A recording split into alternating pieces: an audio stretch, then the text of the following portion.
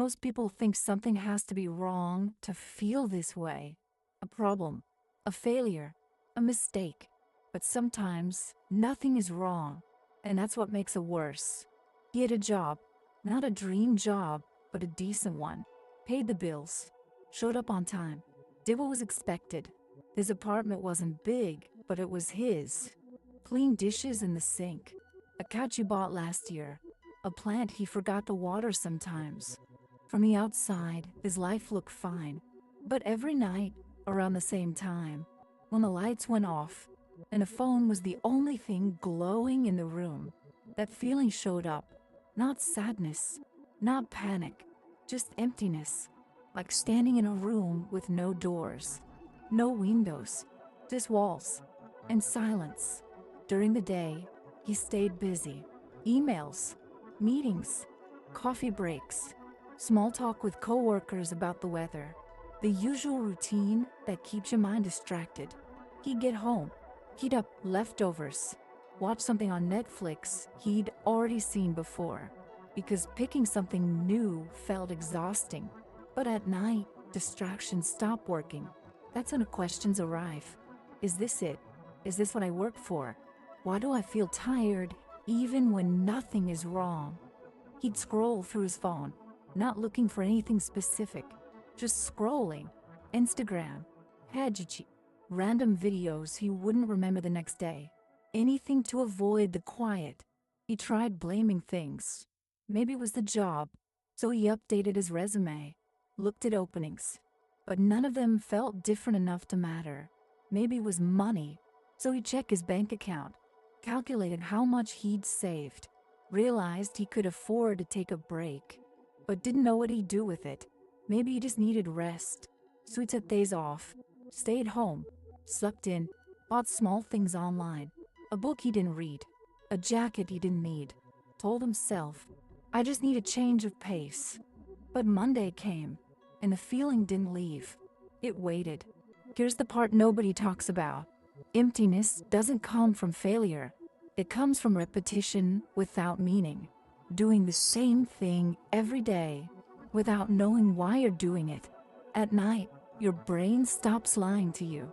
It doesn't care about productivity, or how successful you look, or how many things you checked off today. It only asks one question. Does this life feel alive to you? And if the answer is no, the silence gets heavy. He wasn't depressed. He'd been depressed before. This felt different. He wasn't ungrateful either. He knew people had it worse. He knew he should feel lucky. But knowing that didn't help, because gratitude doesn't fix disconnection. He was just disconnected from himself, like he was watching his own life from the outside, going through motions, playing a role, but not really there.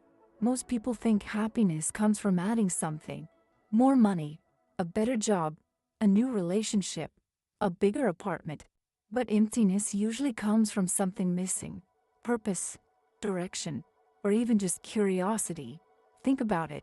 When was the last time you felt curious? Not stressed, not busy, not distracted, just curious. Curious about an idea, a question, a possibility. Curiosity is a quiet sign of life. And when it disappears, nights get heavy. He started noticing something. On the nights, he learned something new, or read something that made him think differently, or even just sat with his thoughts instead of running from them. The emptiness felt lighter, not gone, but quieter. That's when it hit him. The problem wasn't his life. It was that his life had stopped growing. Same days, same thoughts, same future on repeat. And the scariest part? He'd gotten used to it. Growth doesn't have to be loud.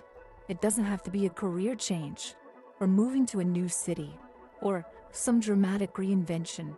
It can be private, silent, slow, a new skill, a new idea, a new way of thinking, something that reminds your brain, I'm not stuck.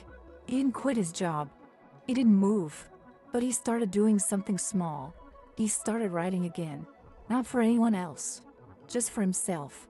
10 minutes before bed. Just thoughts, questions, observations. Nothing fancy, but it was something that felt like his. Not for productivity, not for progress, just for the feeling of being present.